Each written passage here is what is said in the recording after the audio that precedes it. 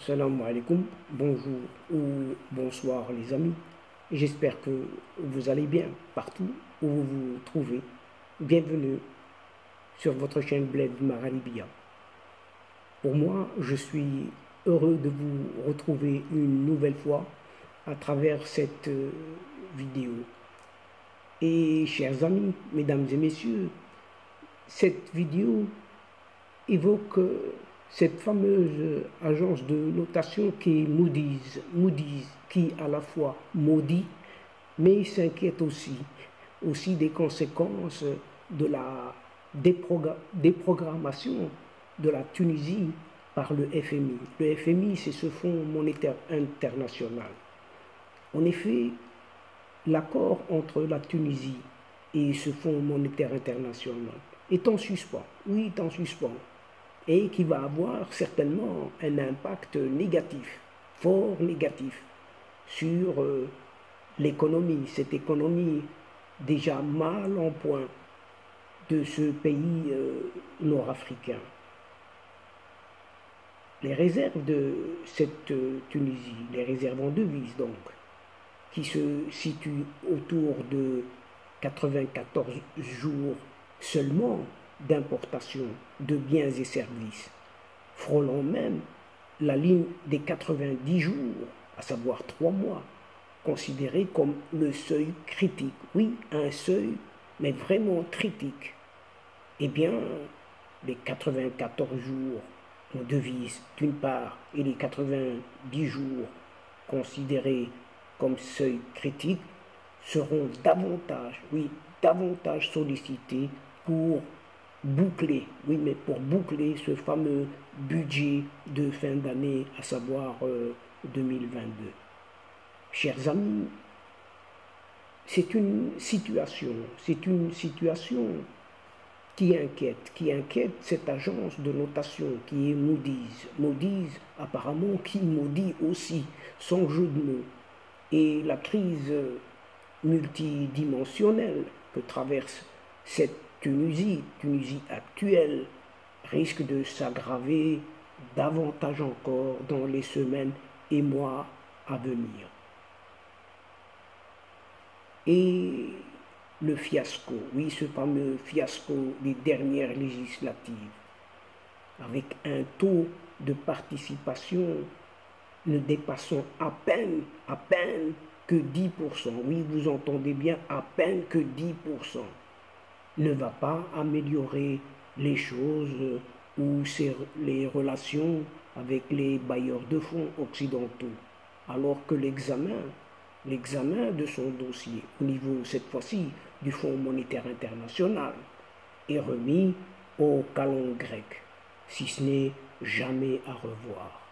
Cette situation inquiète bien évidemment ce Moody's, cette agence de notation américaine, qui a annoncé que le retard occasionné par la déprogrammation de l'examen final du dossier de ce prêt promis pourtant de 1,9 milliard de dollars par le conseil d'administration de ce Fonds monétaire international, qui va se traduire par une dégradation pure et simple de la note souveraine de la Tunisie.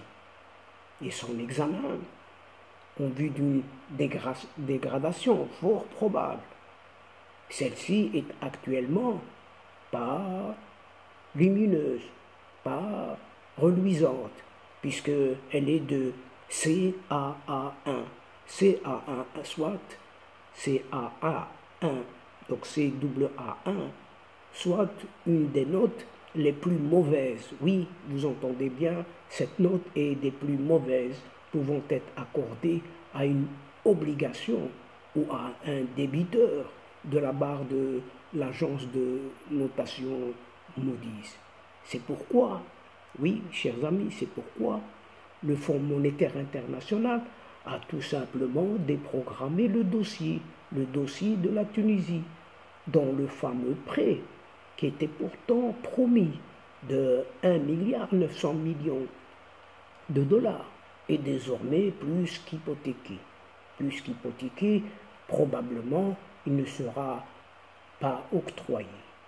Et l'inquiétude de Moody's s'explique par le fait que cette déprogrammation va aggraver davantage encore la situation financière de la Tunisie, en accentuant les risques de liquidité de plus en plus élevés.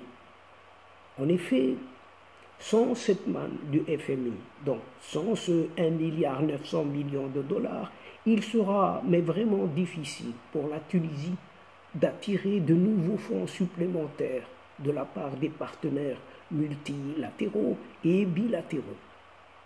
Et sans ces avoirs extérieurs, la Tunisie aura bien du mal à boucler son budget 2022, notamment du fait des tombées importantes de dette, de fin décembre 2022.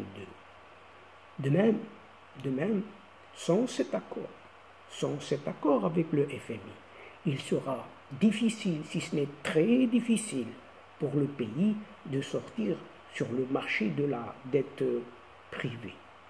Il faudra donc puiser dans les réserves en devises pour rembourser la dette et éviter le défaut de paiement, et qui sera le cas, fort probablement le cas. C'est dire, chers amis, qu'en cas de retard dans les négociations prochaines avec le FMI, la crise financière que traverse le pays, donc la Tunisie, risque d'être vraiment, mais vraiment intenable. Pourquoi? Eh bien, parce que cette Tunisie est tout simplement en situation de baisse des avoirs en devises, à seulement 98 jours d'importation. Oui, elle n'a que 98 jours d'importation.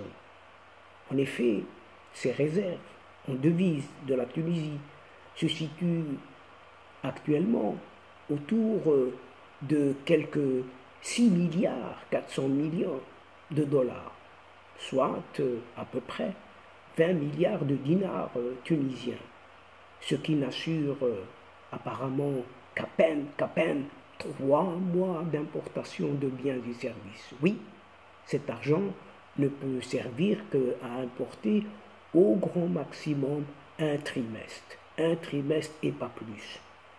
Et le trend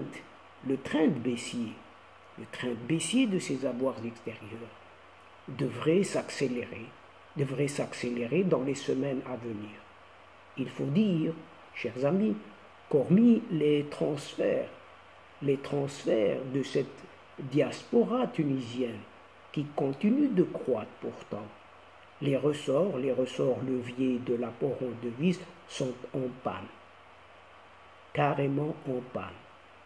Il s'agit, par exemple, entre autres, du tourisme qui n'arrive pas non plus à retrouver son niveau avant Covid-19. Les prêts extérieurs ont quasi à l'arrêt depuis les exportations non plus. Quant à elles sont en panne, tout simplement en panne. À l'opposé maintenant, donc niveau recettes, on en a parlé, mais maintenant au niveau factures, dépenses. À l'opposé, la facture d'importation et le service de la dette continue de gréver fortement le budget de cet État tunisien. Les autorités tunisiennes, oui, ces fameuses autorités tunisiennes, ainsi que leur président Laït, Sir Kais Saïd, ne semblent pas avoir pris l'ampleur de la crise que traverse le pays, à moins qu'il ne soit tout simplement dépassé inconsciemment par la situation économique et financière du pays. D'ailleurs, si quelque chose ne tourne pas rond dans ce pays, dans cette Tunisie, c'est ce mercredi 21 décembre 2022, que le gouvernement tunisien a seulement examiné et adopté le projet de décret loi, appelé ainsi, sur la loi de finances 2023, seulement ce mercredi 21 décembre. Or, chers amis, ce document devrait figurer en bonne place parmi ceux que le conseil d'administration du FMI, qui devrait l'examiner pour valider ou non l'octroi de ce fameux prêt de 1,9 milliard de dollars. Et donc, chers amis, mesdames et messieurs de la chaîne, c'est sur cette situation économique et financière, plus que préoccupante, pour ne pas dire désastreuse, que prend fin cette très courte séquence en prenant congé de vous, tout en espérant vous retrouver avec un immense plaisir, bien entendu. Merci pour votre fidélité en nous écoutant jusqu'au bout des séquences vidéo, vos vidéos. Mais n'oubliez pas de nous aider, de nous soutenir mutuellement, d'aider votre chaîne en vous y abonnant en masse, en grande masse, afin d'être informé très rapidement. Aussi, chers amis, n'hésitez surtout pas de partager autour de vous, au grand maximum, auprès de vos connaissances, vos alentours, vos proches, partout où vous pouvez le faire, partager ces séquences vidéo. Nous comptons énormément sur vous. Pour moi, il ne me reste plus qu'à vous dire au revoir, chers amis. Al-Asdiqa, salam alaikum wa rahmatullah wa barakatuh.